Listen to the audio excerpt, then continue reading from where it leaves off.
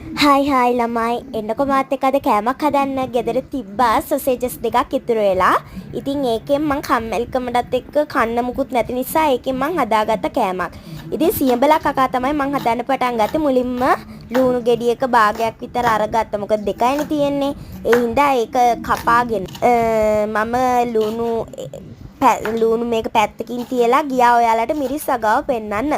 මේ බලන්න ළමයි මගේ මිරිස් අගාව ගොඩක් තියෙනවා මිරිස් ගස් ගොඩක් තියෙනවා. ඊට පස්සේ ඉතින් ඒක ඔයාලට පෙන්නන්නේදී බලන්නකො ඉතින් යාළුවෝ තුන් දෙනෙකුත් ඇවිල්ලානේ. පූස් පැටව. අපේ ගෙදර පූස් බබාලත් ඇවිල්ලා. දැන් සොසේජස් ටික මම කපා ගත්තා. සොසේජස් කෑලි කෑලි වලට කපාගෙන ඔයාලා මම මේ විදිහට ඒක රස කරගන්න සෝස් පැකට් එකකුත් ගත්තා. ඊට පස්සේ පෑන් එකක් අරගෙන පෑන් එක ලිපෙන් තියලා රත් වුණාට පස්සේ ඒකට තෙල් ටිකක් දාගත්තා. තෙල් රත් වුණාට පස්සේ ඒකට මුලින්ම දාන්නේ මේ ලුණු රතු ලුණු ටික දාලා ඊට පස්සේ ලුණු කුඩු ඉස්සා මෙන්න මේ විදිහට ලුණු කුඩු ඉහිලා කෑලි මිරිස් දාගෙන ඒක කලවම් කරගත්තා.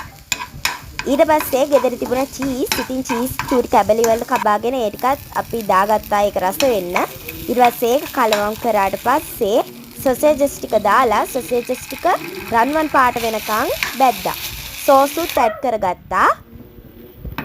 ඊට පස්සේ කලවම් කරාට පස්සේ සොසේජස් ටික දාලා ඒ ටිකත් රන්වන් පාට වෙනකම් බැදගෙන ඉවරනාට පස්සේ ඒක මම වෙනම ප්ලේට් එකකට දාලා ඒ කුඩින් සෝස් ටිකක් දැම්මා. අරකට විතරක් සෝස් දාලා මදි. අර කුඩිනුත් සෝස් ටිකක් දැම්මහම ගොඩක් රහයිනේ. ඒ හින්දා ඒකට සෝස් ටිකක් දැම්මා. ඊට පස්සේ මෙන්න මේ විදිහට තමයි අපේ කෑම කෑවිලා තියෙන්නේ. එහෙනම් මං අදට ගිහින් එන්නම්. තවත් දවසක අපි හම්බ වෙමු.